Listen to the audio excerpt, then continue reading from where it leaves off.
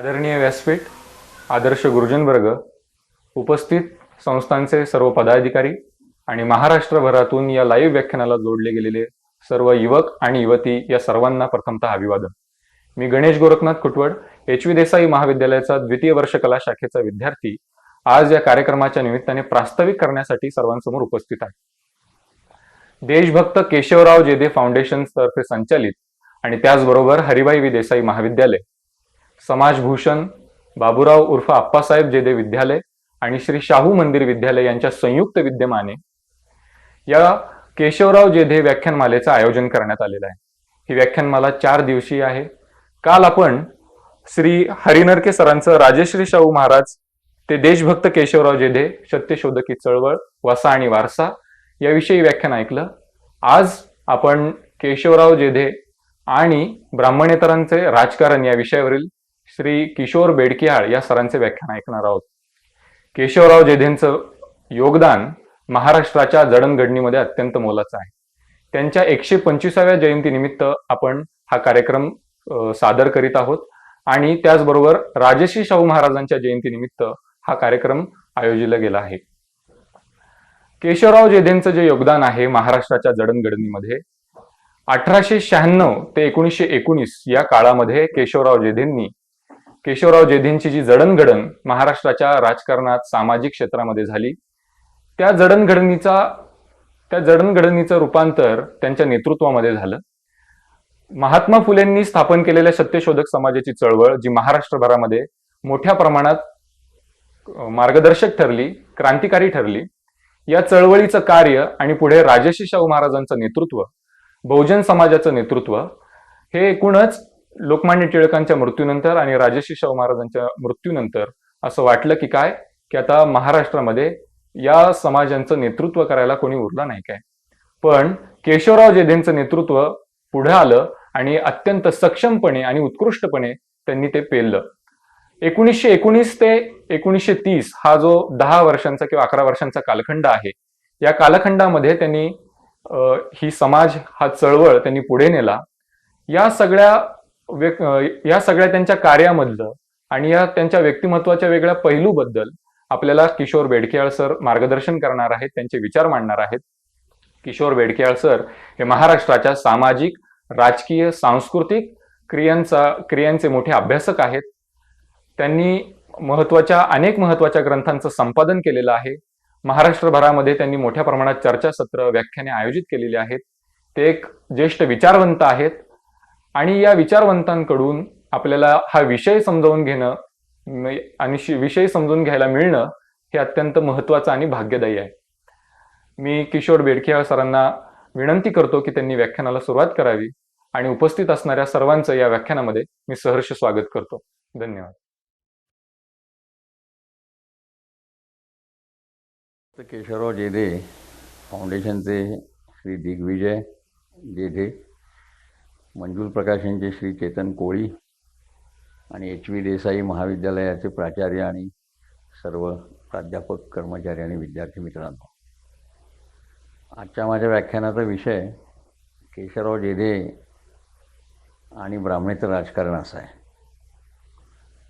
हा विषय निवडण्याच्या मागे एका सातत्याचा प्रवाह आहे हे मला आवर्जून सांगायचं आहे. कारण माझ्या नंतरच्या 2 व्याख्यानांमध्ये केशवराव जेधे यांचा राजकीय प्रवास ब्राह्मणेतर राजकारणापासून पुढे गेल्यानंतर काँग्रेसमध्ये झाला आणि त्याच्याही पुढे गेल्यानंतर शेतकरी कामगार पक्ष आणि डाव्या चळवळीशी ते संबंधित झाले. हे सातत्य राखण्यासाठी मी हा ब्राह्मणेतर राजकारणाचा विषय निवडलेला आहे. एका अर्थानं ब्राह्मणेतर राजकारण ही केशवराव जेधेंच्या राजकारणाची सुरुवात आहे. आज केशवराव जेधे कोण असा प्रश्न कदाचित अनेकांना पडेल आणि राजकीय चर्चाविश्वातून केशवराव जेधे आज विस्मृतीमध्ये गेलेले आपल्याला दिसतात. खरं तर ज्या काँग्रेस पक्षाचं दीर्घकाळ सत्ता भारतावर राहिली, महाराष्ट्रावर राहिली, त्यांना तरी याचा विसर पडायला नाही पाहिजे. कारण महाराष्ट्र काँग्रेसचं अध्यक्षपद ज्या वेळेला केशवराव जेधेंकडे आलं, त्याच्यानंतर अवघ्या 7 ते 8 महिन्यामध्ये ग्रामीण भागामधून जवळपास 5 ते 6 लाख लोक काँग्रेस पक्षाचे सभासद झालेले आहेत. काँग्रेस पक्षाचा संपूर्ण ग्रामीण पाया महाराष्ट्रावर हिंडून केशवराव जेजांनी तयार केला. या अर्थानं केशवराव जेजांनी एकूणच लोकशाहीची प्रक्रिया अगदी सामान्य स्तरावर आणि ग्रामीण पातळीवर खूप खोलवर नेली, याचं श्रेय त्यांना द्यायला पाहिजे. आजच्या सगळ्या सत्ताधाऱ्यांनी त्यांच्याविषयी खरं तर कृतज्ञ राहिला पाहिजे, कारण ग्रामीण भागातून जर लोकशाहीचं आणि लोकशाही प्रक्रियेचं उच्चाटन झालं तर या देशामध्ये लोकशाही शिल्लक राहणार नाही.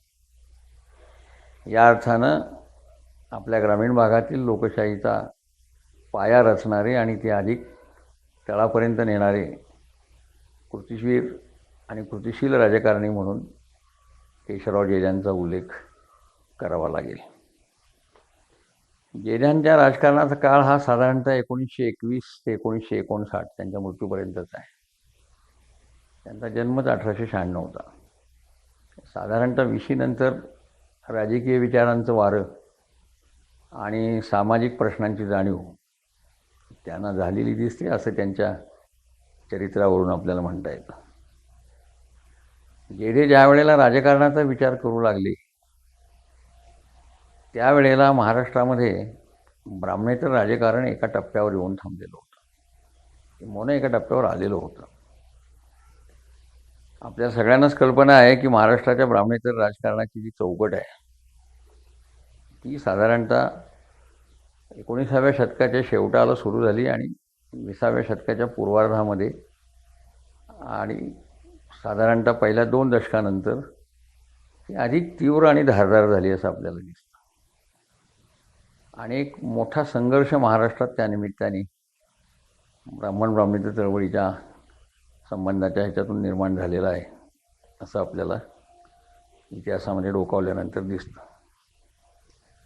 हे ब्राह्मणेतर राजकारण आलं कुठून असा जर प्रश्न केला तर त्याचं एक उत्तर लोकमान्य टिळकांच्या राजकीय आणि सामाजिक भूमिकेमध्ये आपल्याला त्या काळच्या दिसतं. आपल्या सगळ्यांनाच कल्पना आहे कोल्हापूरचे छत्रपती शाहू महाराज आणि वेदोक्ताचं प्रकरण हा महाराष्ट्राच्या इतिहासाचा जसा अविभाज्य भाग आहे तसा ब्राह्मणेतर दुफळी निर्माण होण्याच्या इतिहासाचाही तो एक अविभाज्य भाग आहे. छत्रपतींना वेदोक्ताचा अधिकार आहे की नाही आणि त्यांना क्षत्रिय मानायचे की नाही याच्याबद्दलच मूळ वाद उपस्थित केला गेला होता. तो केवळ छत्रपती शाहूंच्या बद्दलच झाला होता असं नव्हे, तर त्याच्याही आधी बडोद्याचे नरेश सयाजीराव गायकवाड यांच्याबद्दलही उपस्थित केला गेलेला होता. शाहू छत्रपतींचे हितचिंतक राजाराम शास्त्री भागवत यांच्या जेव्हा हे लक्षात आलं की शाहू महाराजांचा जो पुराणिक आहे तो वेदोक्त मंत्रविधी त्यांना करत नाही आहे, तो पुराणोक्त पद्धतीने शाहू महाराजांची सगळी विधी करतोय, तिथून वादाला सुरुवात झाली. आणि या सगळ्या वादामध्ये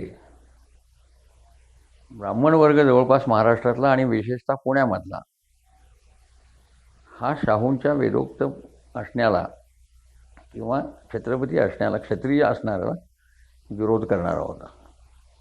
आणि त्यामुळे शाहूंना वेदोक्ताचे संस्कार करणं शक्य नाही अशी त्याची भूमिका होती. आणि या सगळ्या ब्राह्मण वर्गाला जो आवाज मिळाला तो दुर्दैवाने लोकमान्य टिळकांचा मिळाला. टिळक होते त्यापर्यंतच्या काळात टिळकांनी वेदोक्ताच्या प्रकरणामध्ये संपूर्णपणे ब्राह्मण वर्गाची बाजू उचलून धरली. आता छत्रपतींना क्षत्रिय म्हणता येत नसेल तर मग कोणाला म्हणायचं हाही पेच त्याच्यामध्ये गृहीत होता. म्हणून टिळकांनी त्यातल्या त्यात तोड अशी काढली की छत्रपती या व्यक्तीपुरतं आम्ही क्षत्रियत्व मान्य करू, पण त्यांच्या कुटुंबियांना आम्ही काही क्षत्रियत्व त्यांचं मान्य करणार नाही. या निमित्ताने जी एक घुसळण झाली महाराष्ट्रामध्ये त्याच्यामधून ब्राह्मणेतर वादाची बीजे रोवली गेली. हा ब्राह्मणेतर राजकारणाचा एक उगम आहे.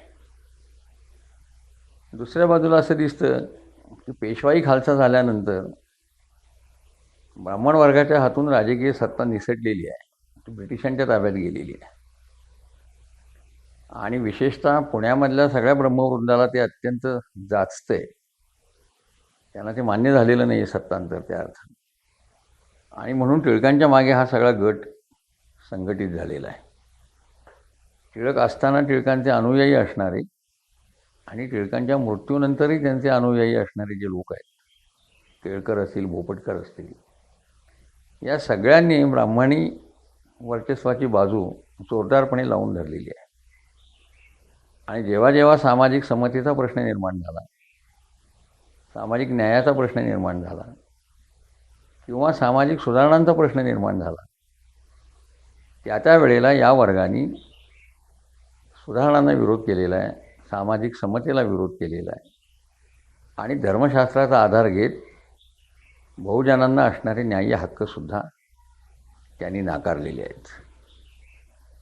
आणि एकंदर महाराष्ट्राच्या राजकीय जीवनावरचं, सामाजिक जीवनावरचं आणि सांस्कृतिक जीवनावरचं ब्राह्मण वर्चस्व जे होतं, त्यातला राजकीय भाग जरी गळून पडला ब्रिटिश आल्यामुळे, तरी सामाजिक आणि सांस्कृतिक भाग जो होता तो शिल्लकच होता. आणि ही आपली परंपरागत मक्तेदारी सोडायची नाही, उलट याच्या आधारे मिळणारे फायदे मात्र बळकवायचे. उदाहरण द्यायचं झालं तर ब्रिटिश कालखंडामध्ये जे इंग्रजी शिक्षण सुरू झालं त्याचा सगळ्यात जास्त फायदा त्या काळामध्ये ब्राह्मण वर्गाला झालेला आहे. त्यामुळे प्रशासनामध्ये सहजपणे त्यांना नोकऱ्या मिळाल्या, राजकारणातही त्यांना स्थान मिळालं आणि शिक्षणाच्या क्षेत्रातही त्यांची चलती सुरू झाली. म्हणजे एका बाजूने पाहिलं तर शिक्षण, नोकऱ्या, प्रशासन हे जे आधुनिक समाज जीवनातलं सगळ्यात महत्त्वाचं अंग आहे, त्याच्यामध्ये ब्राह्मणांचं वर्चस्व अबाधित राहील. फक्त त्यांना राजकीय गुलामगिरीची एक खंत होती आणि टिळकांचं नेतृत्व त्यांनी स्वीकारल्यामुळे टिळकांची अडचण अशी झालेली आहे की आपल्या अनुयायांना न दुखावता त्यांना राजकारण करायचं असल्यामुळे त्यांना सगळ्या सामाजिक सुधारणांना विरोध करावा लागला. त्यांच्या मनात सुधारणांना पाठिंबा द्यायचा असो की नसो माहीत नाही, पण विरोध मात्र त्यांना करावा लागला. आगरकर टिळकांचा झालेला वाद आपण जर पाहिला किंवा त्या वादाबद्दलच्या सगळ्या भूमिका तपासल्या तरी मी काय म्हणतो त्याचा प्रत्यय आपल्याला येईल. ही झाली एक बाजू. त्या काळातल्या मराठा समाजातल्या आणि इतर जातींमधल्या शिकू पाहणाऱ्या, शिकून प्रगती करू इच्छिणाऱ्या वर्गाला हा एक मोठा अडथळा होता. ब्राह्मण वर्गाशी स्पर्धा करणं हे त्यांना अटळ होतं. पण या स्पर्धेमध्ये सुद्धा एक प्रकारची विषमता होती, कारण मोक्याची स्थानं जर एका गटाच्या ताब्यात असतील तर तिथे इतरांचा शिरकाव होणं कठीण जातं. आपल्याला कल्पना आहे की शाहू महाराजांनी 1902 साली आरक्षणाचं सूत्र लागू केलं त्यांच्या संस्थानामध्ये. त्याचं कारण हेच होतं की प्रशासनामध्ये आणि शिक्षणामधनं ही माणसं जर आली नाहीत पुढे तर सगळं प्रशासन एक जातीय राहील आणि पुन्हा तेच वर्चस्व चालू राहील. शाहू महाराजांना ते मोडायचं असल्यामुळे त्यांनी आरक्षणाची एक भूमिका घेतली आणि सरळ 50% जागांवर ब्राह्मणेतरांना त्यांनी आरक्षण दिलं. एका अर्थानं महाराष्ट्रामधल्या आरक्षणाची सुरुवात तिथून झाली असं आपण म्हणायला हरकत नाही. आणि त्याच्याविरुद्धसुद्धा पुष्कळ गदारोळ झालेला आहे, पुष्कळ लेखन झालेलं आहे आणि ब्राह्मणांनी आपली बाजू मांडण्याचा प्रयत्न केलेला आहे आणि ब्राह्मणेतरांनी याला प्रत्युत्तर दिलेलं आहे. हे दिलेलं जे प्रत्युत्तर आहे हे ब्राह्मणेतरांना शिक्षणाची संधी मिळाली म्हणून त्यांच्याकडनं प्रत्युत्तर आलेलं आहे.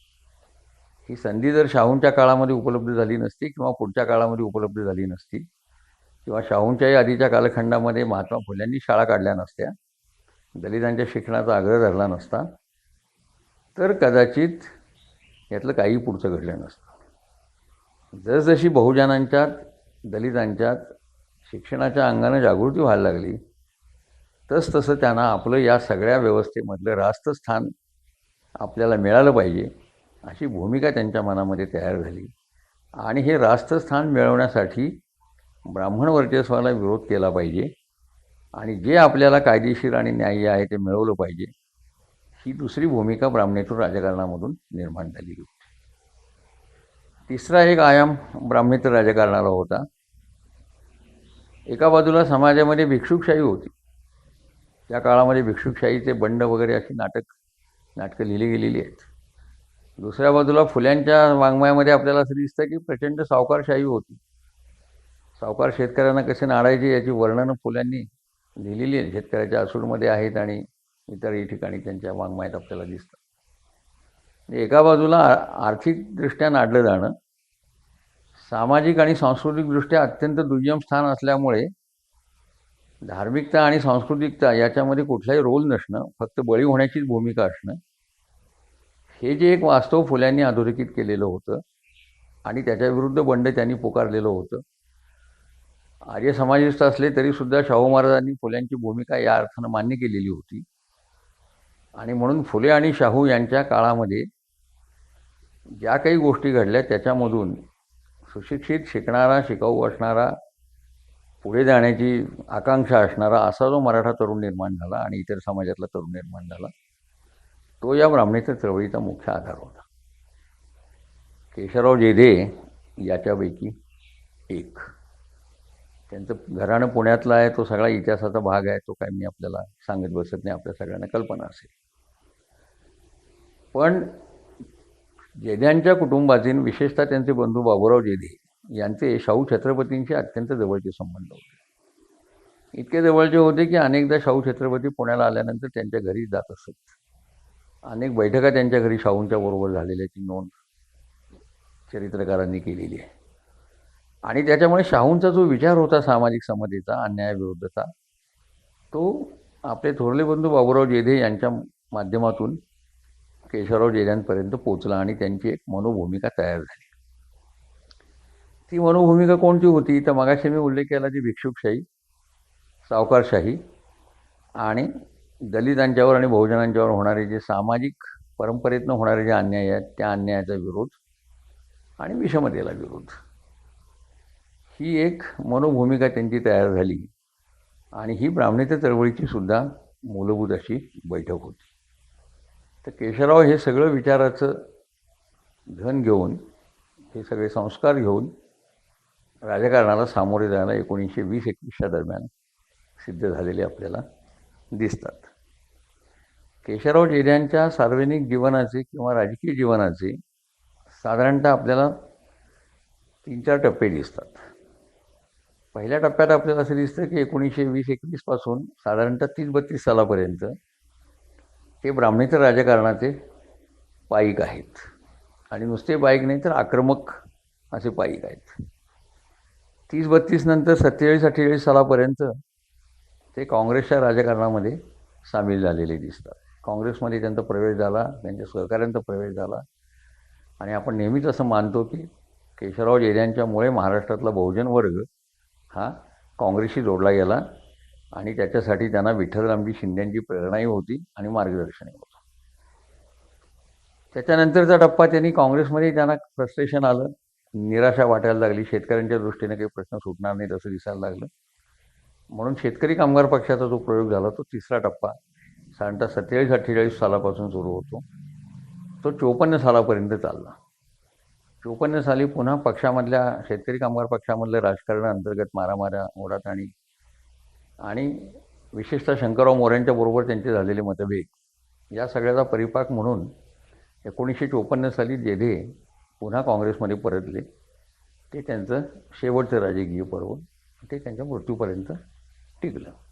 अशा साधारणतः जेध्यांच्या राजकारणाचा विचार आपल्याला 4 पर्वामध्ये करता येतो. मी त्याच्यातला ब्राह्मणेतर राजकारणाचा पर्व हा विषय आजच्या तपशिलासाठी किंवा विवेचनासाठी निवडलेला आहे. जेध्यांवर प्रभाव कोणाकोणाचे होते तर एक 4 ते 5 लोकांची नावं सांगता येतील. त्यातलं पहिलं नाव आहे महात्मा फुल्यांचं, दुसरं नाव आहे छत्रपती शाहू महाराजांचं, तिसरं नाव आहे महर्षी विठ्ठलरामजी शिंद्यांचं, चौथं नाव आहे शंकरराव मोरे आणि कार्ल मार्क्स या संबंधात. या प्रभावांचा मी उल्लेख केला, त्याच्यामध्ये आणखीन एक नाव आहे महात्मा गांधींचं. स्वतः जेध्यांनीच असं म्हटलेलं आहे की सत्यशोधक चळवळ ही धार्मिक आणि सामाजिक होती प्राधान्याने, त्यातल्या अन्यायाच्या संदर्भात काम करणारी, आणि राजकीय चळवळीपासून ती काही काळ दूर होती. आता राजकीय चळवळ सामाजिक आणि धार्मिक भूमिका असणारी चळवळ हे गांधींच्या कार्यक्रमामध्ये एकत्रित आलेलं आहे. हे मला नजरेला आल्यामुळे मी गांधींचं शिष्यत्व स्वीकारून या पुढच्या राजकारणामध्ये आलेलो म्हणजे राहणार आहे असा त्याचा त्यांनी अर्थ केलेला आहे. त्यामुळे ही झाली त्यांची प्रभावाची गोष्ट. जेद्यांचं नाव किमान 3 लोकांशी तरी जोडलं गेलेलं आहे महाराष्ट्रामध्ये, ज्यांना आपण जोड्या म्हणू. ब्राह्मणेतर राजकारण जोपर्यंत ते होते तोपर्यंत त्यांचं नाव जे जवळकर यांच्याशी जोडलेलं आहे. जे जवळकर ही जोडगोळी प्रसिद्ध होती. नंतर काँग्रेस पर्वामध्ये काकासाहेब गाडगीळ त्यांचे जवळचे स्नेही आणि मित्र झाल्यामुळं जे गाडगीळ अशी एक युती महाराष्ट्रामध्ये काँग्रेसच्या काळामध्ये आपल्याला त्या काळात दिसते. आणि तिसरं नाव त्यांच्याशी जोडलं गेलं ते शंकरराव मोरे यांचं होतं. ते शेतकरी कामगार पक्षाच्या कालखंडामध्ये जे मोरे अशी पण जोडी दिसते. याच्यामध्ये जे हे नाव समान आहे, त्यामुळे काहींनी टीकाही केलेली आहे की कोणाची तरी जोड असल्याशिवाय किंवा कोणाच्या तरी डोळ्यांनीच पाहिल्याशिवाय जेध्यांचं राजकारण काही पुढे जात नसे वगैरे. ही टीका अर्थातच अन्यायी आहे आणि योग्य आहे असं मला वाटत नाही. कारण जेधेंनी घेतलेल्या भूमिका आणि त्यांनी केलेलं राजकारण जर पाहिलं तर हे खरं नाही हे आपल्याला पटकन सांगता येईल. हे झालं त्यांच्या राजकारणातल्या जोडीदारांच्याबद्दल. त्यांच्या राजकीय कारकिर्दीमध्ये त्यांनी काही महत्त्वाची पदं भूषवलेली आहेत. पुणे महापालिकेचे ते सभासद होते 1925 साली. त्याचबरोबर केंद्रीय कायदे मंडळाचे सभासद होते. सेंट्रल लेजिस्लेटिव्ह असेंब्ली असं त्या काळात म्हणत असत. महाराष्ट्र आणि गुजरातचं जे द्वैभाषिक विधिमंडळ होतं 57 साली अस्तित्वात आलेलं, त्याचेही ते मेंबर होते. अशी त्यांना पदं राजकारणातली संसदेतली पदं मिळाली. पण जेद्यांचं सगळं चरित्र पाहिल्यानंतर मला स्वतःला असं वाटतं की या प्रकारच्या प्रतिनिधित्वाच्या पदामध्ये संसदेतल्या किंवा मंत्रिपदामध्ये जेद्यांना अजिबात रस नव्हता. जेद्यांच्यामध्ये नेता होण्यापेक्षा कार्यकर्ते पण आपल्याला जास्त भिनलेलं दिसतं असं मला वाटतं. आणि कार्यकर्ता म्हणून त्यांची जी क्षमता होती विशेषतः जनजागृती करण्याची, लोकांमध्ये जाण्याची, लोकांना आपल्या बाजूने वळवण्याची, ही अफाट होती. त्याच्यामुळे नेता किंवा मंत्री असण्यापेक्षा कार्यकर्ता राहणं ही गोष्ट त्यांना जास्त पसंत असे असं एकूण त्यांच्या सगळ्या चरित्रावरून आपल्याला म्हणता येतं. आणि ते जेव्हा सेंट्रल लेजिस्लेटिव्ह असेंब्लीचे सभासद होते तेव्हाही इतर लोकांशी त्यांचा कसा प्रकारचा संबंध यायचा याचं जे वर्णन यदी फडक्यांनी जेद्यांच्या चरित्रात केलं आहे तेही जर लक्षात घेतलं तर जेद्यांना खरोखरच त्याच्यात रस नव्हता हे आपल्याला म्हणता येतं. आणि निवडणुकांपेक्षा सुद्धा काम करणं, संघटनांचं, संघटना बांधणं आणि हे करणं याच्यातच त्यांना जास्त रस होता असं दिसतं. त्यांना त्या काळामधल्या सगळ्याच नेत्यांमध्ये आपल्याला 2-3 गोष्टी समान दिसतात. एक, ज्याला मोठं काम करायचं आहे अशा नेत्यांनी त्या काळामध्ये शिक्षण संस्थांची स्थापना केली, वर्तमानपत्र आपल्या हाताशी ठेवली. एक तर स्वतःचं किंवा स्वतःला पूरक असणारं असं एखादं वर्तमानपत्र आपल्या हाताशी असलं पाहिजे. हे तुम्ही कोणाच्याही बाबतीत बघा. आंबेडकरांचं उदाहरण घेतलं तरी तेच दिसेल. त्यांची शिक्षण संस्था वृत्तपत्र होतं. टिळक आगरकरांची वृत्तपत्रे होती, शिक्षण संस्थाही होती. त्यामुळे जेध्यांच्या घरामध्ये सुद्धा जेधे बंधूंच्या ह्याच्यामधून प्रयत्नामधून आणि शाहूंच्या सहकार्यामधून श्री शिवाजी मराठा संस्था निर्माण झाली, शिक्षण संस्था. आणि वृत्तपत्र म्हणाल तर 3 वृत्तपत्रांशी जेद्यांचा संबंध आलेला आहे. एक शिवस्मारक नावाचं होतं, फार तात्कालिक होतं. मजूर नावाचं एक होतं. आणि जवळकर ज्याचं संपादन करायचे ते कैवारी नावाचं एक वर्तमान नियतकालिक होतं. या 3 नियतकालिकांचं कधी संपादन जेद्यांनी केले त्याच्यामध्ये लिहिलेलं आहे, कधी उत्तराला प्रत्युत्तरं दिलेली आहेत. हा त्यांचा संबंध त्याच्यातून आलेला आहे. आता त्यावेळेच्या ब्राह्मणेतर राजकारणाचं एक वैशिष्ट्य लक्षात घ्यायला पाहिजे. आपण समजतो तो ब्राह्मणेतर हा शब्द एकतर एकसंध नाही आहे. ब्राह्मणेतर या समूहामध्ये एक पुन्हा जातींची उतरंड आहे. त्याच्यातनं ब्राह्मण वगळला ही गोष्ट खरी आहे, पण ब्राह्मण वगळला तरीसुद्धा जातींची उतरंड शिल्लकच राहते आणि ती ब्राह्मणेतर राजकारणामध्ये सुद्धा आहे. या ब्राह्मणेतर राजकारणामध्ये जे ज्या राजकारणाच्या प्रवाहात आहेत त्याच्यामध्ये प्राधान्याने ते मराठ्यांचं राजकारण आहे. पण त्याचबरोबर हेही लक्षात घेतलं पाहिजे की सगळेच ब्राह्मणेतर तितक्याच पातळीवर आक्रमक नव्हते. काही कार्यकर्ते आक्रमक होते, काही मवाळ होते, काहींना सरकारशी जुळवून घ्यावं असं वाटत होतं. आपल्या स्वतःच्या उन्नतीचे जे 2-3 प्रवाह त्या काळामध्ये दिसतात त्यांना, त्याच्यामध्ये एक प्रवाह संघर्षाचा होता, एक प्रवाह समन्वयाचा होता, जो वालचंद कोठारी किंवा या मंडळींनी घेतलेला होता, किंवा भास्करराव जाधवांचं सगळ्यात प्रसिद्ध उदाहरण आहे त्या काळामध्ये. सत्तेच्या अंगाने त्यांनी या सगळ्या संघटनांकडे कसं पाहिलं. त्यातला जो संघर्षाचा भाग होता आणि संघर्षातून समन्वयाकडे जाण्याचा जो भाग होता, त्याचे प्रतिनिधी म्हणून आपल्याला केशवराव जेधे यांचा उल्लेख करता येईल. त्यामुळे जसं सवर्ण समुदायांमध्ये, विशेषतः ब्राह्मण वर्गामध्ये जहाल आणि मवाळ असे गट निर्माण झालेले होते आणि त्यांच्यामध्ये काँग्रेस संघटनेवर कोणाचं वर्चस्व असणारे जी रस्सी घेत होती, तसं ब्राह्मणेतर राजकारणामध्ये सुद्धा जहाल मवाळ अशा प्रकारची एक फळी आपल्याला दाखवता येते. जेधे हे त्यातल्या तरुण असल्याच्या ह्याच्यात जहाल फळीचे समर्थक मानले जातात आणि म्हणून कोणत्याही संघर्षाला ते तयार असतात. उदाहरणाचं झालं तर टिळकांची सभा उधळण्याच्या सगळ्या प्रक्रियेमध्ये जेधे अग्रभागी होते. टिळकांची एक मोठी सभा, टिळकांना बोलूच दिलं गेलं नाही त्या सभेमध्ये. त्या सगळ्या उधळण्याचं जे कारण होतं, त्याचं कारण टिळक पक्षाने याची एक आधी सभा उधळलेली होती, त्याचा वचपा त्यांना काढायचा होता. पण ह्या प्रकारचं जे राजकारण असतं, ज्याला आपण काय धसमुसळ राजकारण म्हणून, ते जेधांनी त्या काळामध्ये केलेलं आहे आणि त्यांनी ती सभा उधळलेली आहे. या अर्थानं ते त्या काळामध्ये आक्रमक राजकारणी म्हणून ब्राह्मणेतर समाजातले दिसतात. पण दुसरी गंमत अशी आहे की ब्राह्मणेतर समाजामध्ये राजकारण्यांचा आधुनिक थर आहे. ज्या सामाजिक अन्यायाबद्दल जेधे बोलत आहेत, विषमतेबद्दल जेधे बोलत आहेत, धार्मिक अन्यायाबद्दल जेधे बोलत आहेत आणि विशेषतः दलितांवर होणाऱ्या धार्मिक सामाजिक अन्यायाबद्दल जेव्हा जेधे बोलतात, तेव्हा ते जेधे ब्राह्मणेतर राजकारणाचे पाईक असूनही त्याच काळामधल्या ब्राह्मणेतर राजकारणातल्या काही इतर घटकांपेक्षा वेगळे आहेत. त्याही ब्राह्मणेतर राजकारणामध्ये काही इतर घटक असे होते की दलितांच्यासाठी किंवा त्यांच्यावर होणाऱ्या धार्मिक सामाजिक अन्यायासाठी प्रायोरिटी म्हणून काम करणं, प्राधान्य म्हणून काम करणं, हे त्यातल्याही काही लोकांना मान्य नव्हतं आणि त्यांचा सगळा सामाजिक न्यायाचा भाग स्वतःपुरता केंद्रित झालेला आणि ब्राह्मण विरोधापुरता मर्यादित झालेला असा होता.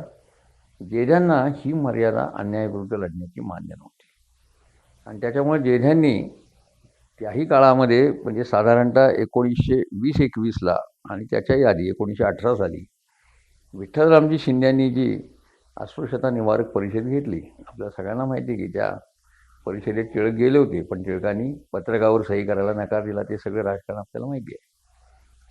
त्या परिषदेमध्ये जेध्यांचा सहभाग होता. म्हणजे जेधे ब्राह्मणेतर राजकारणातही होते आणि विठ्ठलरामजी शिंद्यांच्या बरोबर अस्पृश्यता निवारक परिषदेच्या संघटन कार्यामध्येही ते होते.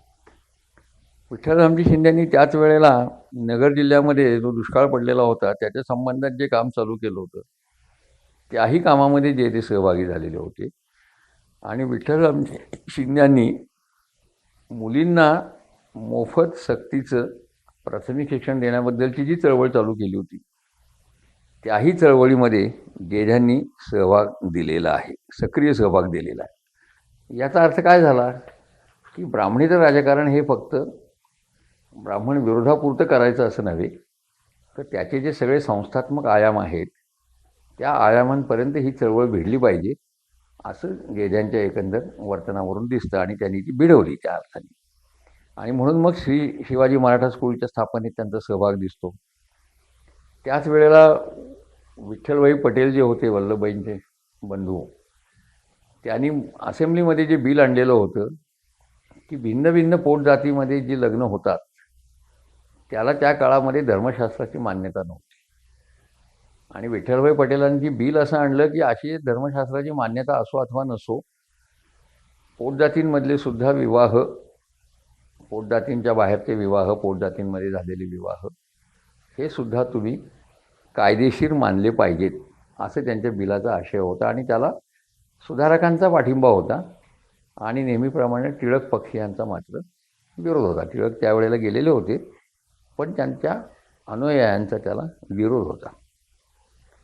त्यामुळे 1920ला पुणे महापालिकेमध्ये ज्यावेळेला मुलामुलींच्या प्राथमिक शिक्षणाचा कायदा करावा आणि त्यांना मोफत आणि सक्तीचं प्राथमिक शिक्षण द्यावं असा प्रस्ताव आला, त्यावेळेला महापालिकेमध्ये टिळकपंथीयांनीच त्याला विरोध केलेला आहे.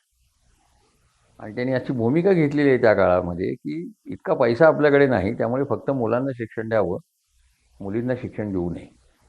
आणि मुलींना शिक्षण द्यायचं नाही या गोष्टीचा ब्राह्मणेतर राजकारणातल्या लोकांना राग आला स्वाभाविकपणे, आणि त्यांनी त्याच्याविरुद्ध भूमिका घेतलेली आपल्याला दिसते. तिथे आपल्याला टिळक पक्ष विरुद्ध जेधे आणि त्यांचा ग्रुप असा सरळ सरळ सामना झालेला दिसतो. पुण्यामध्ये जेधे मॅन्शनमुळं एक नवं सत्ता केंद्र निर्माण झालं, जे पूर्णपणे ब्राह्मणेतरांचं होतं. आणि गायकवाड वाड्यामध्ये टिळकांच्या काळापासून जे सत्ता केंद्र निर्माण झालं ते ब्राह्मण वर्गाचं होतं. त्यामुळे पुण्याच्या राजकारणाचा आरंभीचा इतिहास हा टिळकचा गायकवाड वाडा विरुद्ध जेधे मॅन्शन या स्वरूपामध्ये आपल्याला पुण्याचा सामाजिक इतिहास सुरुवातीपासून दिसतो. आता दुसरी गोष्ट म्हणजे हे जे बिल होतं महापालिकेत आलेलं, मुलींना शिक्षण न देता मुलांना द्यावं पैशाअभावी, त्याच्याला विरोध होतोय असं पाहिल्यानंतर पुणे महापालिकेतल्या काही नेत्यांनी, विशेषतः केळकर असतील, केळकर आणि इतरांनी एक सभा आयोजित केली किर्लोस्कर थिएटरमध्ये. आणि जनमताचा अंदाज काय याला घ्यायचा. आश्चर्य म्हणजे त्या सभेमध्ये केळकरांची मुलगी कमलाबाई देशपांडे, आमच्या सातारची जी कन्याशाळा आहे हिंगणे शिक्षण संस्थेची, त्याच्या संस्थापिका त्या केळकरांची मुलगी आहे, त्या साताऱ्यात त्या काळात राहायला होत्या नंतरच्या. तर तिनं आपल्या वडिलांना तिथेच सभेमध्ये जाहीर उत्तर दिलं. आणि वडिलांची भूमिका कशी चुकीची आहे हे त्या मुलीने म्हणजे कमलाबाई देशपांड्यांनी तिथे सांगून दिलं. आणि त्या सभेमध्ये टिळकांचा बोलायची पाळी आल्यानंतर त्यांना बोलू द्यायचं नाही, मागचं एक उट्ट काढायचं आहे आपल्याला, या भूमिकेतून जो हल्लागुल्ला सगळा झाला त्याच्यामध्ये जेधे साक्षीदार होते, सहभागी होते, आणि तिथे ती सभा उधळली गेली. आता त्यावेळेचं जे ब्राह्मणेतर राजकारण आहे ते राजकारण एका अंगानं बायनरीतलं आहे, म्हणजे द्विध्रुवात्मक ज्याला आपण म्हणतो तशा स्वरूपाचे. म्हणजे तुम्ही आमचे का त्यांचे, तुम्ही आमचे असाल तर पूर्णपणे आमच्या बाजूनी तुम्ही बोललं पाहिजे, आमच्या बाजूनी सहमत असलं पाहिजे, आणि त्यांचे असाल तर मग तुम्ही आमचे शत्रूच आहात. या अर्थानं ते बायनरी राजकारण आहे. त्यामुळे ब्राह्मण व्यक्तीचा कोणत्याही सामाजिक संस्थेमध्ये, संघटनांमध्ये समावेश नको अशी एक सुप्त भूमिकासुद्धा त्या ब्राह्मणेतर राजकारणामध्ये होती. आणि सुरुवातीच्या काळामध्ये ती जेध्यांमध्येही होती आणि जवळकरांच्यामध्येही होती.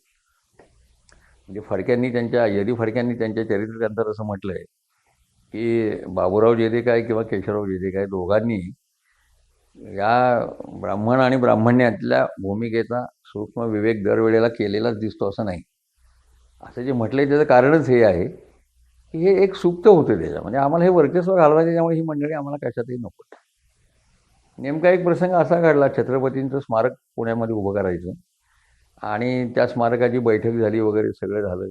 शाहू महाराजांच्या इच्छा होती अशी. बडोदा नंतर ग्वाल्हेर इकडचे सगळे महाराज वगैरे त्याच्याशी संबंधित होते. आणि ते शिंदे सरकार म्हणून जे ग्वाल्हेरचं प्रस्थ होतं त्यांनी याच्यामध्ये ब्राह्मणही असावेत अशी भूमिका घेतलेली होती. त्याला अर्थातच या मंडळींनी विरोध केलेला आहे. आणि पुढे त्या स्मारकाबद्दल इतका वादविवाद झाला, हे झालं की त्याच्यातून शेवटी जेधे बाहेर पडलेले आहेत आणि जवळकरी बाहेर पडलेले आहेत. पण तिथे त्या शिंदे सरकार हे श्रीमंत आहेत म्हणून त्यांना विरोध करायचा नाही अशी भूमिका जेधेंनी ठेवली नाही. तिथे त्यांना विरोध केला. आणि सांगलीचे राजे पटवर्धन ज्यांना त्यांनी घेतलं होतं त्या ट्रस्टी मंडळामध्ये, त्यांनी विरोध केलेला आहे, हे नको या पद्धतीत. पण त्यांच्या ह्या भूमिकेवर ब्राह्मणेतर चळवळीमध्ये किंवा राजकीय वर्तुळामध्ये एकमत नव्हते हे लक्षात घेण्यासारखं. याचा अर्थ काय झाला की काही ब्राह्मणेतरांना ही मंडळी हवी होती, काहींना ही नको होती, काहींना जमवून घ्यायचं होतं, काहींना अजिबात जमवून घ्यायचं नव्हतं.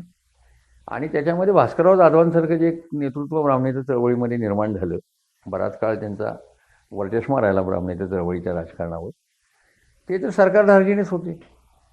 त्यामुळे ब्राह्मणेतर चळवळीचा वापर करून सरकारमधलं आपलं स्थान कसं बळकट करता येईल याचा त्यांनी सतत प्रयत्न केला आणि त्यांना त्याच्याबद्दल मंत्रिपदं मिळाली, आणखीन काही पदं मिळाली विविध, हे सगळं त्यांनी त्याचा फायदा घेतला.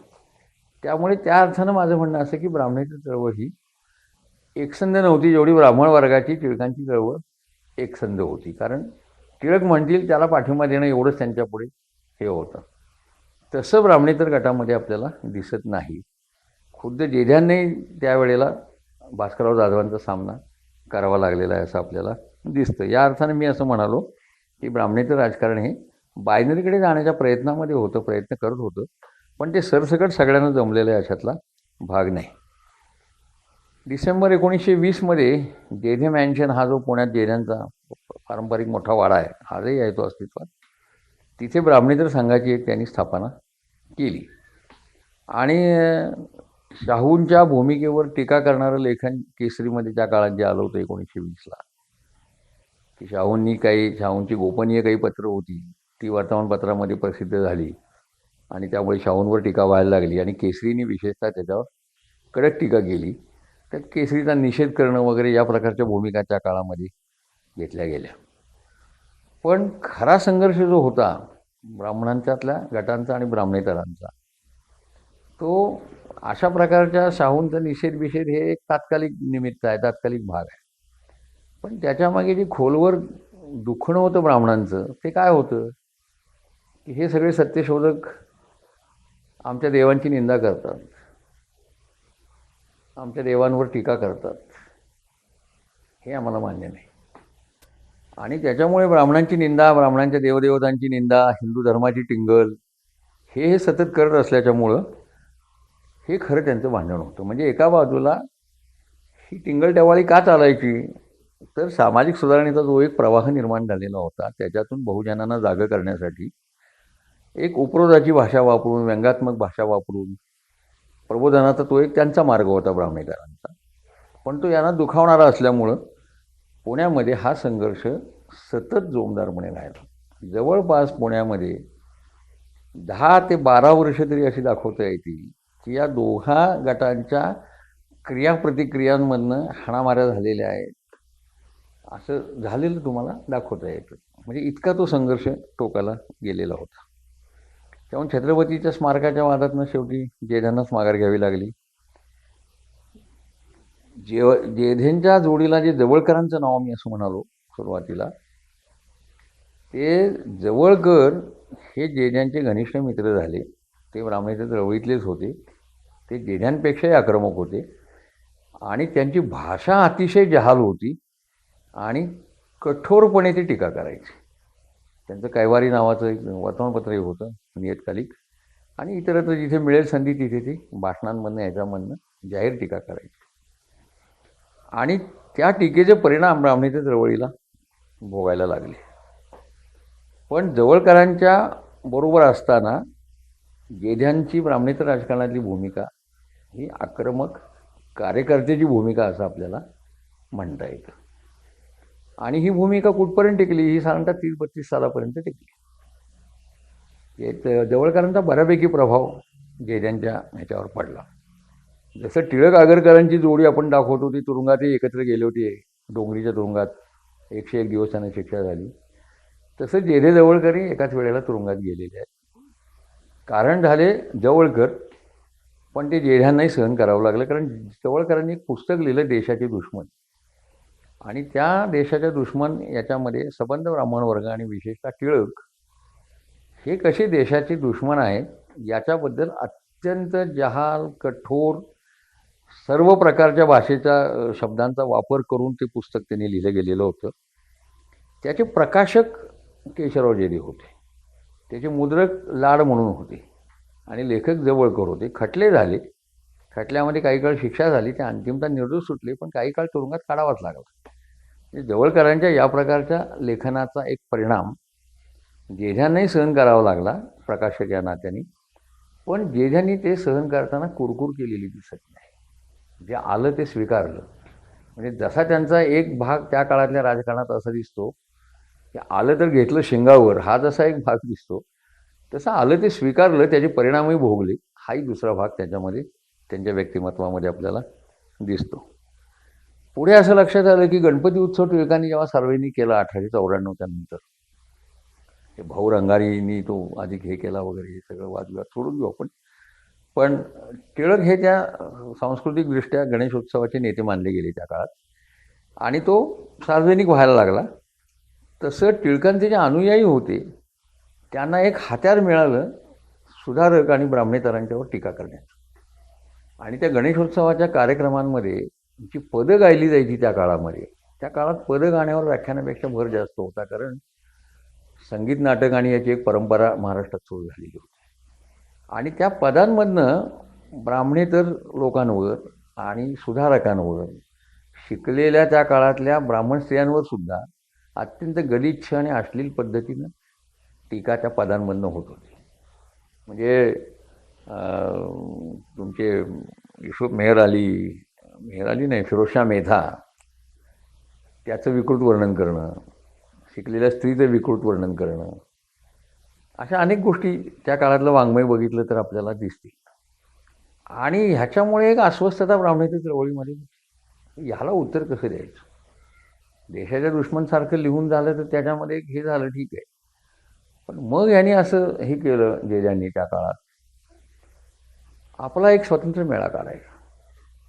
आणि या प्रकारच्या हल्ल्याला उत्तर त्यांनी छत्रपती मेळा असं एक ऑर्गनाईज केलं आणि त्याच्यातनं दिलं.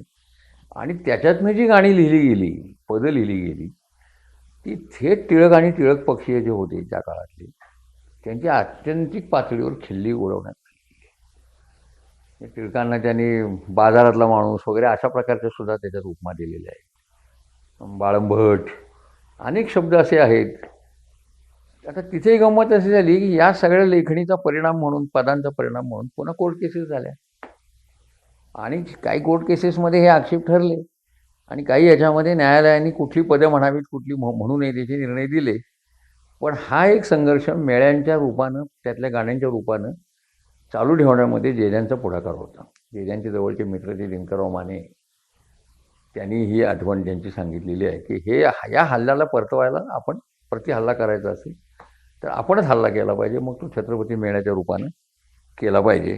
म्हणून छत्रपती मेळ्याची कल्पना जेजांनी त्या काळामध्ये पुढे मांडली. देशाच्या दुश्मनबद्दल जसं त्यांना सोसावं लागलं तसं जेजांना महापालिकेचे ते सभासद झाले मार्च 1925ला पुणे महापालिकेचे. आणि हे प्राथमिक शिक्षणाचं बिल मगाशी मी ज्याचा उल्लेख केला ते फेटाळलं गेलं. जेजांनी आणखीन काही मागण्या मांडलेल्या होत्या. त्याच्यामध्ये एक मागणी अशी होती की त्यावेळी शासनानं नगरपालिकांच्या खर्चानं ज्या पाण्याच्या चाव्या किंवा सार्वजनिक नळ बसवलेत किंवा हौद आहेत पाण्याचे, ते सर्वांना खुले असले पाहिजेत अशी भूमिका घेतली. आणि त्याच्याबद्दलचा एक ठराव पुणे महापालिकेमध्ये आलेला आहे. आता लक्षात घ्या, हे शासनाचं धोरण आहे वरच्या. तरीसुद्धा पुणे महापालिकेनं हे धोरण स्वीकारलं नाही. जेधे ज्या वेळेला पुणे महापालिकेमध्ये गेले निवडून, त्यावेळेला आकडेवारी यदी फडके सरांनी दिली ती पाहिली तर 43 सभासदांपैकी फक्त 10 सभासदच ब्राह्मण होते. म्हणजे सभासदांची संख्या जर मोजली तर ब्राह्मण गट अल्पसंख्य होता, जो टिळक पक्षीयांचा होता. उरलेले 33 लोक होते, पण त्या 33मध्ये 5 मुसलमान होते, 21 सभासद हे ब्राह्मणेतर होते. म्हणजे जेजांचा ठराव जो होता तो तर सहज पास व्हायला पाहिजे होता, पण झाला नाही. याचं कारण हे जे 21 ब्राह्मणेतर सभासद होते हे टिळकांचे अनुयायी होते. म्हणजे आपला जो भ्रम आहे की टिळकांना फक्त ब्राह्मण वर्गातूनच अनुयायी मिळाले, असं नाही, तर काही अनुयायींचा एक वर्ग त्यांना याच्यातूनही मिळालेला आहे.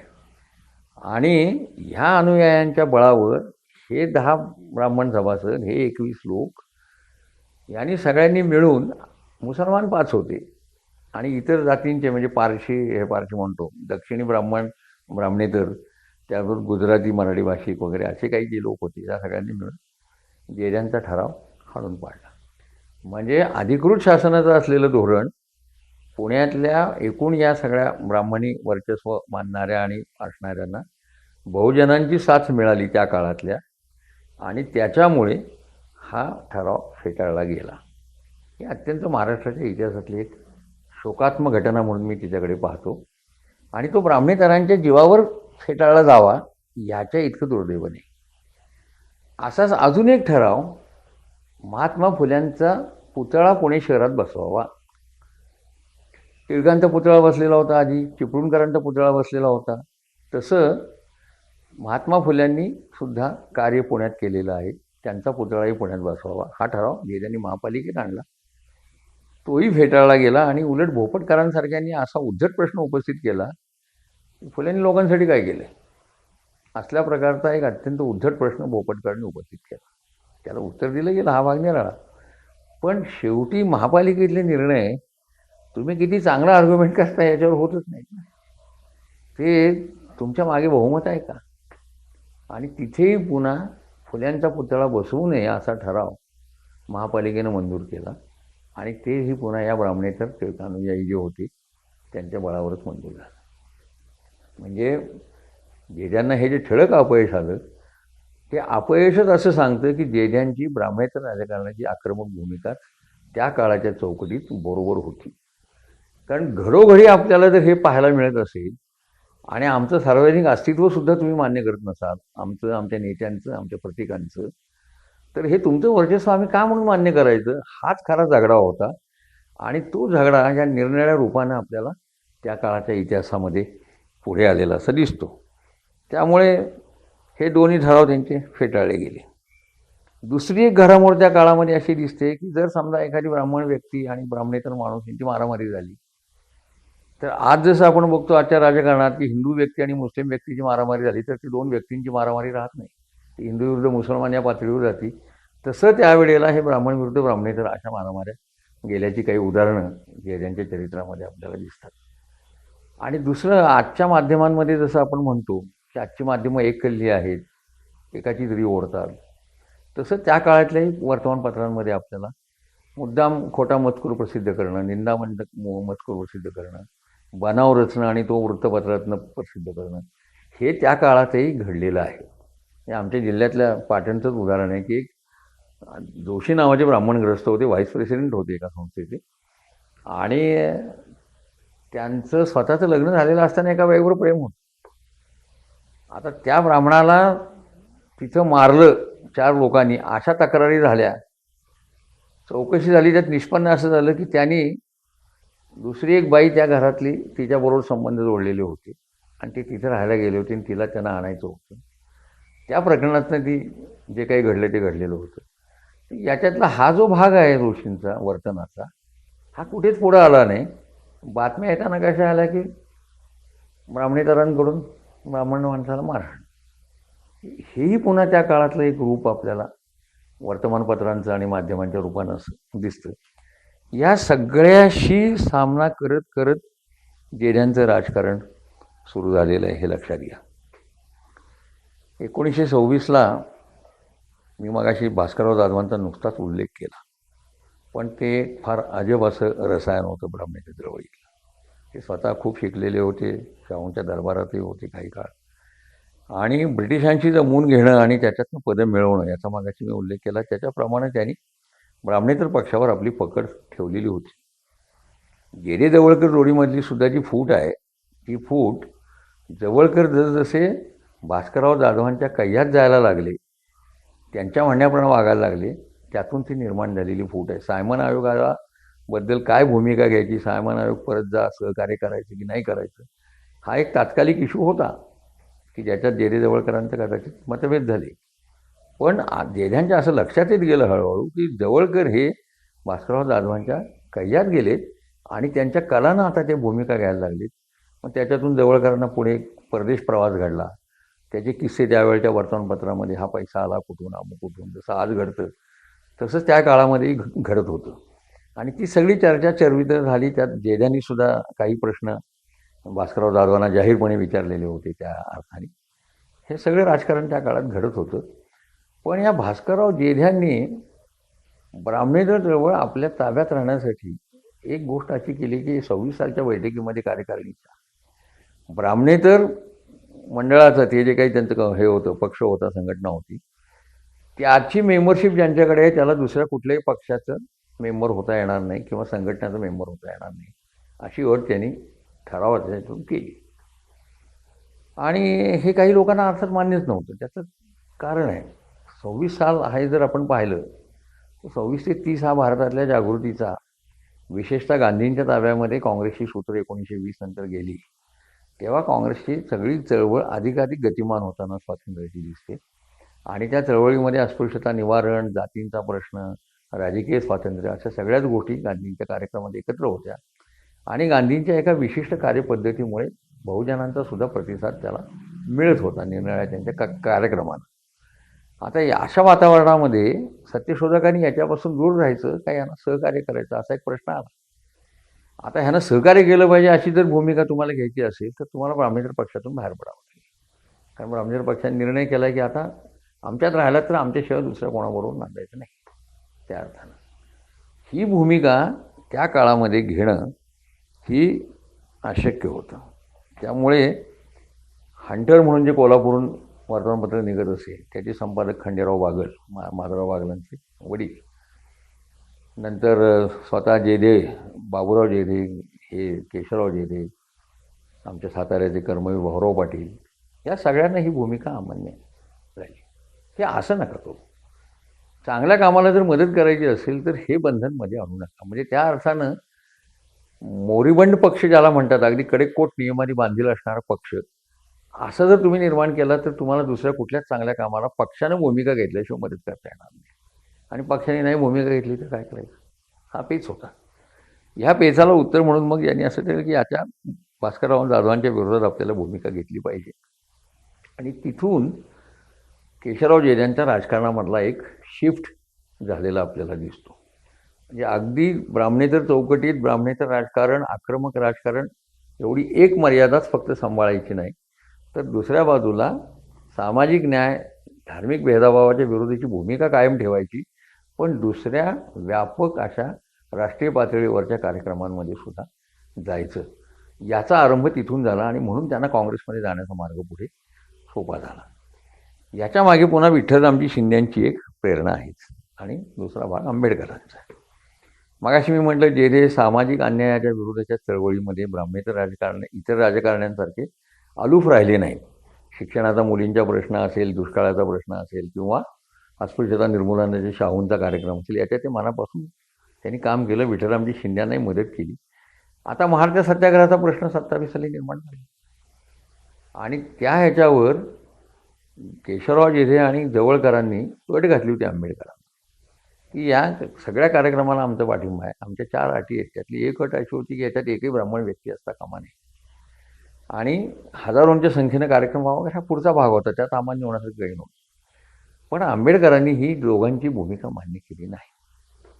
ब्राह्मण व्यक्ती आम्हाला नको, ही आमची भूमिका नाही, हे आंबेडकरांनी आधीच सांगितलं होतं. कारण आम्ही ब्राह्मण्याचे विरोधक आहोत, ब्राह्मणांचे नाही. आणि मगाशी मी जे म्हणलं की हा जो सूक्ष्म विवेक ब्राह्मण आणि ब्राह्मण्यात करायला पाहिजे, तो अनेकदा केला गेला नाही. ते महाराष्ट्र चळवळीच्या वेळेला सुद्धा जेध्यांच्या जवळकरांच्या भूमिकेमध्ये हीच पुन्हा भूमिका डोकावलेली आपल्याला दिसते. पण नंतर आंबेडकरांनी ही क्लॅरिटी दिल्याच्या नंतर हा विरोध त्यांनी मागे घेतलेला आहे आणि ते त्या सगळ्या प्रक्रियेमध्ये सहभागी झालेले आहेत असं आपल्याला दिसतं. ही त्यांची सगळी डेव्हलपमेंट 1925 ते 1929 पर्यंतच्या साधारणतः कालखंडाची आपल्याला दिसते. या पुढच्या काळामध्ये अजून एक प्रवाह राजकारणामध्ये आपल्याला ॲड झालेला, सामाजिक चळवळींच्या क्षेत्रामध्ये किंवा सुधारणांच्या क्षेत्रामध्ये.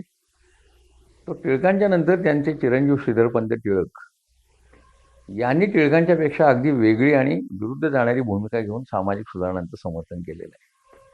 आणि त्यामुळे काही काळ जेधे मंडळी, जवळकर, श्रीधरपंत टिळक आणि आंबेडकर आणि श्रीधरपंत टिळक यांचं सुद्धा एक सहमती झाल्याचं चित्र त्या काळामध्ये आपल्याला दिसतं आणि त्यांनाही जेध्यांनी सहकार्य केलेलं आहे. आता 26-27 नंतर 30 सालापर्यंत ज्या राजकीय घडामोडी भारताच्या पातळीवर घडत होत्या, त्याच्यातून जेध्यांसारख्या कार्यकर्त्याला एक भान आलेलं आहे की तुम्हाला साम्राज्याचा विरोध करायचा की नाही करायचा, स्वातंत्र्य हवं का नको. आत्तापर्यंत सत्यशोधक चळवळ किंवा ब्राह्मणेतर चळवळ, तर खरं हे दोन्ही शब्द समानार्थी नाहीत. सत्यशोधक हा मूल्यात्मक असणारा भाग आहे आणि ब्राह्मणेतर हा संख्या आणि भौतिक राजकारणाच्या दृष्टीनं केलेली एक रचना आहे. मूल्य म्हणून त्या दोन्ही गोष्टी एक नाहीत. पण असं मानू आपण की सत्यशोधक चळवळीतले जे सगळे नेते होते तेच ब्राह्मणेतर चळवळीचे नेते असल्यामुळं ते या अर्थानं पाहिले जातात. पण एक प्रश्न निर्माण झाला शेवटी, की आता सत्यशोधक चळवळीनं आत्तापर्यंत धार्मिक आणि सामाजिक अन्यायाविरुद्ध आवाज उठवला. राजकीय अन्यायाविरुद्ध आवाज उठवला नाही. त्यांना एक राखीव जागा 1919 साली मराठ्यांना मिळालेली होती मॉन्टेग्यू चेम्सफोर्डच्या सुधारणांमध्ये.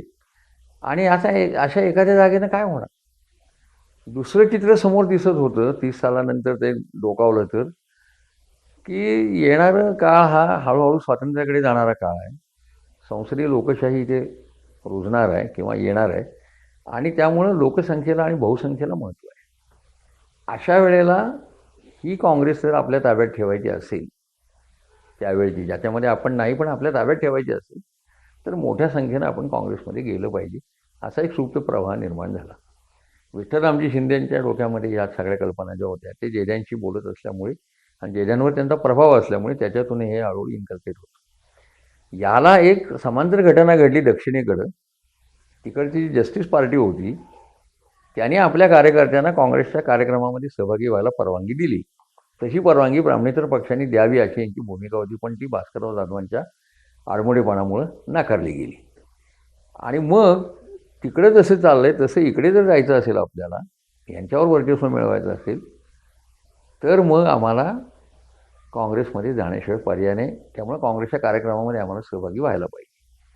आणि इथून जेद्यांचा राष्ट्रीय राजकारणाकडे जाण्याचा एक प्रवास सुरू झाला असं आपल्याला दिसतं.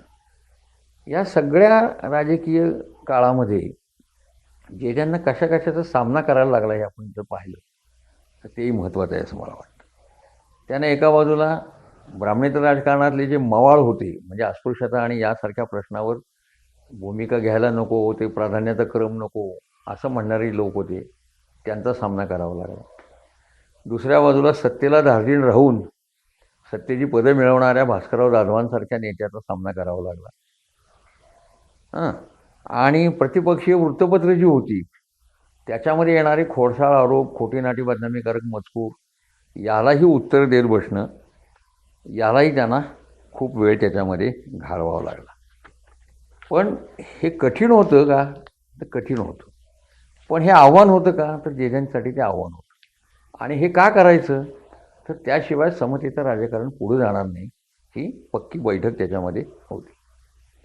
मगाशी मी जे जवळकरांच्या फुटीचा उल्लेख केला, मी असं म्हणलं की सायमन आयोग जो आलेला होता त्या आयोगाच्या विरोधात भूमिका घ्यायची की बाजूने घ्यायची याच्यात ब्राह्मणेतर चळवळीमध्ये मतभेद होते. त्याच्यातून तो सुरू झाला. पण पुढे जेद्यांचं जवळकरांचं परदेशी जाणं, भास्करराव जाधवांच्या कह्यात जाणं, जेद्यांची राहणी अत्यंत साधी होती, पण जवळकरांची राहणी अतिशय पॉश असे. त्यांना दारू लागे, सिगारेट लागे, व्यसनं होती. आणि जेद्यांच्या सहवासात आल्यानंतर हे सगळं सुटलं होतं काही काळ, असं स्वतः जवळकरांनी म्हटले तुरुंगात एकत्र असताना. पण आता ते परत सगळं सुरू झालं आणि हा पैसा कुठून येत होता? गंमत अशी की भास्करराव जाधव हे दारूबंदी आणि या खात्याचे अबकारी सचिव. कैवारी मासिकामध्ये दारूच्या जाहिराती छापल्या गेल्या आणि तिथे जेद्यांच्या लक्षात आलं की हे काहीतरी वेगळं आहे. म्हणजे भास्करराव त्या खात्याचे मंत्री आहेत, दारूबंदीचं सरकारचं धोरण आहे, पण दारू विकण्याच्या जाहिराती मात्र कैवारी मासिकामध्ये जवळकरांचे येतात. म्हणजे जवळकरांना पैसा मिळवायचं एक साधन या निमित्ताने निर्माण झालेलं आहे. त्याचा पर्दाफाश नंतर एका माणसाने केलेलाच आहे. तो काय आपल्याचा ह्याचा विषय नसल्यामुळे मी या तपशिलात जात. आणि मग जेद्यांची राहणीमान, जवळकरांचं राहणीमान, एकूण सगळा दृष्टिकोन याच्यात बदल होऊन ते पुढे विलायतेला गेले. आणि तिथून आल्याच्या नंतर विलायतेहून राष्ट्रीय राजकारणाला पूरक असणारी भूमिका त्यांनी घेतली, जी जेद्यांनी आधीच घेतलेली होती. तिथे ते द्वैत मिटेल असं वाटलं, पण ते मिटलं नाही. त्या अर्थानं ती फूट वाढत गेली आणि जेधे जवळकर ही जोडगोळी बाजूला पडली. काँग्रेसच्या राजकारणात गेल्यानंतर काकासाहेब गाडगिळांशी त्यांचा स्नेह जमला. तेही कारण असं घडलं की महात्मा गांधींचा जो मिठाचा सत्याग्रह होता, त्या सत्याग्रहासाठी विठ्ठलरामजी शिंदेंच्या बरोबर जेद्यांनी अक्षरशः प्रचंड पायपीट केली, माणसं गोळा केली. त्यांना काँग्रेस पक्षाचं अधिकृत तोपर्यंत ते झालेले नव्हते आणि ब्राह्मणेतर पक्षाचे म्हणूनच ते ओळखले जात होते. त्यामुळे आपला झेंडा स्वतंत्र असेल आपलं पथक स्वतंत्र असेल, हे सगळे त्यांनी हे केलं त्याच्यात. पण ते गांधींबरोबर चालले, 100 मैलापेक्षा जास्त पायपीट झाली. त्याची वर्णनं जेजांनी लिहिलेली आहेत स्वतः, म्हणजे स्वतः सांगितलेली वर्णनं आहेत. ती जर सगळी वाचली तर मिठाच्या सत्याग्रहाच्या प्रश्नामध्ये जे कसे इन्व्हॉल्व्ह झालेले होते हे आपल्याला सरळ सरळ दिसतं.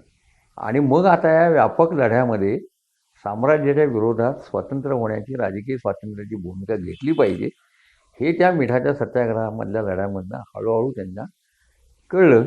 आणि मग 32 सालानंतर ते काँग्रेसचा घटक झाले. ते नुसतं घटक झाले नाही, तर 38 साली ते ज्या वेळेला महाराष्ट्र काँग्रेसचे अध्यक्ष झाले, तोपर्यंत महाराष्ट्र काँग्रेसचा अध्यक्ष हा नेसेसरीली ब्राह्मण होता, हे लक्षात घ्या. काँग्रेस 1885ला स्थापन झाली, पण महाराष्ट्रातली काँग्रेस स्थापन झाल्यापासून 1938 सालापर्यंत महाराष्ट्र काँग्रेसच्या अध्यक्षपदी फक्त ब्राह्मणच व्यक्ती असते.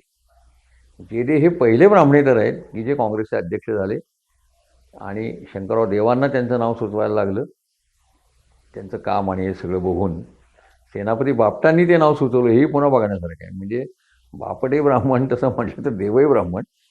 पण जेजांच्या क्षमतेवर विश्वास आहे. आणि एका वर्षामध्ये जेजांनी नोंदी जर पाहिल्या तर 6 लाखापेक्षा जास्त ग्रामीण सभासद काँग्रेसचे वाढवले. फैजपूरचं अधिवेशन जेजांनी ज्या पद्धतीनं राबवलं 36 साली, त्याच्यानंतरच ते 38ला अध्यक्ष होऊ शकले. पण त्या 36च्या अधिवेशनामध्ये दिनरात मेहनत करून जेजांनी प्रचंड मोठा समुदाय फैजपूरसारख्या खेड्यामध्ये उभा केला. आणि काँग्रेसचं अधिवेशन यशस्वी करण्यामध्ये त्यांचा प्रचंड मोठा वाटा होता. त्यामुळे ही जी बाजू आहे राष्ट्रीय राजकारणाची, ही त्यांच्यासमोर स्पष्ट झाली. आणि आता त्या राजकारणापासून बाजूला राहायचं नाही.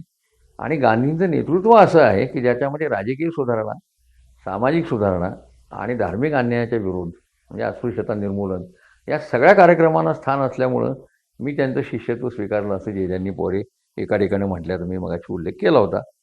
त्या वळणावर आल्यानंतर जे आता काँग्रेसच्या दिशेनं भक्कमपणे वाटचाल करताना असं दिसतात. त्याचबरोबर आपली राजकारण करत असताना, म्हणजे आजच्या राजकारणात आपण काय पाहतो की जी माणसं राजकीय पक्षांचं काम करतात ती आजही आपल्याकडे सामाजिक सुधारणांच्या भूमिकांना भक्कमपणे पाठिंबा देतातच असं नाही, त्या चळवळीत येतातच असं नाही. पण जेजांनी तसं केलेलं नाही. ब्राह्मणेतर राजकारणाच्या सुरुवातीपासूनच ते सामाजिक प्रश्नांवरच्या भूमिकेमध्ये, शेतकऱ्यांच्या प्रश्नांमध्ये इन्व्हॉल्व्ह झालेले आपल्याला दिसतात. तसं आत्ता इथे पर्वतीच्या काळाराम मंदिराचा जो सत्याग्रह होणार होता, पर्वती सत्याग्रह म्हणून तो प्रसिद्ध आहे, त्या मंदिराच्या सत्याग्रहाच्या नियोजनामध्ये जे होते, त्यांना मारही खावा लागलेला आहे. त्यांना आणि काकासाहेब गाडगिळांना दोघांनाही मार खायला लागलेला आहे. पण ह्या सगळ्या सामाजिक लढाया, सामाजिक प्रश्नांवरच्या लढाया आणि आता त्याच्या जोडीला राजकीय स्वातंत्र्याची लढाई, अशा 2 लढायांमध्ये गुंतलेले आपल्याला जे दिसतात. जे एकेकाळी ब्राह्मणेतर राजकारणाच्या चौकटीत फक्त सामाजिक प्रश्नांच्या लढाईत होते, ते आता राजकारणाच्या लढाईमध्ये सुद्धा, म्हणजे एका अर्थानं त्यांचं क्षितिज अधिक व्यापक झालं असं आपल्याला म्हणता येईल. आणि उल्लेखच करायचा झाला तर ब्राह्मणेतर राजकारण ते राष्ट्रीय राजकारण, असा जेजांचा प्रवास तिथे आता सुरू झालेला आहे. आणि मग शेतकऱ्यांच्या प्रश्नामध्ये विठ्ठलरामजी शिंद्यांनी ज्या चळवळी सुरू केल्या होत्या, त्याच्यातही जेजांनी लक्ष घातलं आणि शेतकऱ्यांच्या प्रश्नावर भूमिका घेतल्या. विशेषतः त्या काळामध्ये मुंबईच्या विधिमंडळामध्ये तुकडेबंदीचं एक विधेयक आलं होतं आणि सारावाढीचं एक विधेयक होतं. या दोन्हीही या विधेयकांना जेजांनी आणि त्यांच्या गटानं पूर्णपणे विरोध केलेला आहे. तो विरोध काँग्रेसमधल्या केळकर आणि या गटाने पण केलेला आहे. म्हणजे त्यांनी काही, ते सामाजिक प्रश्नावर जरी प्रतिगामी भूमिका घेतल्या असल्या त्यांनी, तरी काही प्रश्नावर त्यांच्या भूमिका आणि यांच्या भूमिका साम्य होतं. आणि काँग्रेसमध्ये आल्याच्या नंतर तो जो गट काँग्रेसच्या, पुण्याच्या काँग्रेसवर जे केळकर गटाचं वर्चस्व होतं, ते सगळं जाऊन या गटाचं वर्चस्व येण्यासाठी जेजांना प्रचंड मेहनत करायला लागली. जे काँग्रेस भवन पुण्यात बांधलं गेलं, ते जेजांच्या कारकिर्दीतली सर्वात महत्त्वाची घटना आहे की पुण्यात काँग्रेस भवन असलं पाहिजे. आणि ते झालं. आजही ते आपण बघू शकतो त्या ह्याच्यामध्ये. तर ह्या ज्या सगळ्या गोष्टी आहेत, राष्ट्रीय राजकारणाकडे जाणाऱ्या, शेतकऱ्यांच्या प्रश्नामध्ये लक्ष घालणाऱ्या, दलितांच्या आणि बहुजनांच्या प्रश्नामध्ये लक्ष घालणाऱ्या, याचा अर्थ असा होता की फक्त ब्राह्मणेतर राजकारणाची एक कक्षा ओलांडून, संकुचित कक्षा ओलांडून जेधे आता राष्ट्रीय राजकारणाच्या विशाल पटावर दाखल झालेले आहेत. आता मी पुढच्या भागाबद्दल बोलणार नाही, कारण त्याच्याचे वक्ते उद्याचे वेगळे आहेत, ते काँग्रेस पर्वाबद्दल आणि पुढच्या पर्वाबद्दल बोलतील. इथे मला एक महत्त्वाची गोष्ट मगाशी मी म्हणली, त्याचा पुन्हा उल्लेख करावा असा वाटतो की ह्या सगळ्या प्रवासामध्ये जेजांना पदं मिळाली, पण त्या पदांमध्ये त्यांचा जीव अडकलेला नाही, जो आजच्या राजकारण्यांचा आपण पाहतो तसा. आणि आपण कार्यकर्ते आहोत आणि अधिकाधिक जनजागृती करायला पाहिजे, संघटन केलं पाहिजे, विचार पोहोचवला पाहिजे तळागाळापर्यंत. ही भूमिका त्यांच्या अंगामध्ये अक्षरशः ज्याला आपण भिनलेली असते असं म्हणतो, त्या पद्धतीनं भिनलेली होती. आणि म्हणून त्यांनी शेवटच्या टप्प्यामध्ये ते काकासाहेब गाडगिळांच्या बरोबर शंकरराव देवांना भेटायला सासवडच्या आश्रमात गेले होते. तिथे प्रेमाकंटक या सर्वोदयी गांधीवादी नेत्या तिथेच राहत होत्या त्या आश्रमात. त्यांच्याशी बोलताना त्यांनी स्वतःच्या आयुष्यावर एक भाष्य केलं गेल्याने. ते असं म्हणाले की माझ्या सार्वजनिक जीवनातला जे नाटक आहे सार्वजनिक जीवनाचा संबंध एकूण त्यातल्या पहिल्या अंकामध्ये, मग त्यांनी अंक हा नाटक आणि अंक हा शब्द वापरला, कारण नाटक हे त्यावेळी महाराष्ट्रामध्ये वेळ लावणारी घटना होती. माझ्या या पहिल्या अंकामध्ये मी सामाजिक अन्यायाच्या विरोधात भांडतो. म्हणजे ब्राह्मणेतर राजकारण जे केलं ते ब्राह्मणांच्याकडून होणारा अन्याय, धार्मिक सामाजिक भेदभाव वगैरे याच्या विरुद्ध मी भांडतो. दुसऱ्या अंकामध्ये ते असं म्हणतायत मी काकासाहेब गाडगिळांच्या जोडीनं स्वातंत्र्यासाठी भांडलो. हे दुसरं पर्व त्यांनी स्वातंत्र्याचं पर्व म्हणून स्वतःच्या आयुष्याकडे. आता पुन्हा तिसऱ्या पर्वामध्ये काय झालंय, त्यांनी शेतकरी कामगार पक्षामध्ये ते गेले, काँग्रेस सोडावी लागली, कारण काँग्रेस अपेक्षित पद्धतीनं शेतकऱ्यांच्या प्रश्नांना दाद देत नाही वगैरे असे त्यावेळी बरेच वादविवाद आहेत. पण तिथेही त्यांना पक्षांतर्गत मारामाऱ्या आणि राजकारण याच्यामधून पुढे जाता आलं नाही. एका पक्षात ते किती काळ रमले, तर 47, 48 ते 54, 7 म्हणजे 6 ते 7 वर्ष रमले. आणि 54ला शेवटचं पर्व त्यांचं मी पहिल्यांदा म्हटलं तसं पुन्हा ते काँग्रेसमध्ये आले. त्याला त्यांनी तिसरा अंक जो माझा आहे आयुष्याचा तो ट्रॅजेडी आहे असं म्हटलेलं आहे. म्हणजे मला जे इप्सित साध्य करायचं होतं, ज्या प्रकारचं राजकारण करायचं होतं ते करत करत करत मी आलो, प्रयत्न केला, अधिक रॅडिकल राजकारण करायचं म्हणून शेकापसारख्या ठिकाणी गेलो, पुन्हा मला काँग्रेसकडे यावं लागणं ही ट्रॅजेडी आहे असं त्यांनी म्हटलेलं आहे. तर पुढच्या 2 अंकाबद्दल मी जास्त सविस्तर काही भाष्य केलं नाही, करणारही नाही. पण पहिल्या अंकाबद्दल त्यांनी जे म्हटलं आणि दुसऱ्या अंकाबद्दल जे म्हटलं ते अगदी खरं आहे. एका बाजूला सामाजिक अन्यायाविरुद्धचं भांडण आणि दुसऱ्या बाजूला राजकीय स्वातंत्र्याच्या संदर्भातलं भांडण. म्हणजे जेद्यांच्यामध्ये एक असा राजकारणी दिसतो जो अत्यंत सजग आहे, संवेदनशील आहे, पक्षांतर्गत गोष्टींबद्दल अत्यंत सजग आहे, पक्षाचं चारित्र्य, पक्षातल्या लोकांचं चारित्र्य, पक्षाकडे येणारा पैसा, आपली राहणीमान या सगळ्याविषयी दक्ष असणारा हा माणूस आहे. आणि ब्राह्मणेतर राजकारणाच्या एका अर्थानं त्या काळातल्या संकुचित कक्षा ओलांडून राष्ट्रीय राजकारणाकडे प्रवास करणारा राजकारणी असं जेद्यांचं एक रूप आपल्याला या निमित्ताने दाखवता येतं. मला या ठिकाणी बोलायची संधी दिली आणि आपण शांतपणे माझं ऐकून घेतलं याबद्दल मी आपले मनपूर्वक आभार मानतो आणि थांबतो. धन्यवाद.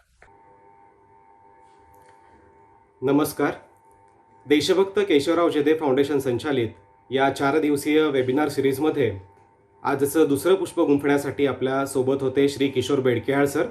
श्री किशोर बेडकेहाळ सरांनी देशभक्त केशवराव जेधे आणि ब्राह्मणेतरांचे राजकारण हा अतिशय महत्त्वाचा आणि काहीसा क्लिष्ट गुंतागुंतीचा विषय आपल्यासमोर अतिशय सरळ आणि सुबोध पद्धतीनं उलगडलेला आहे.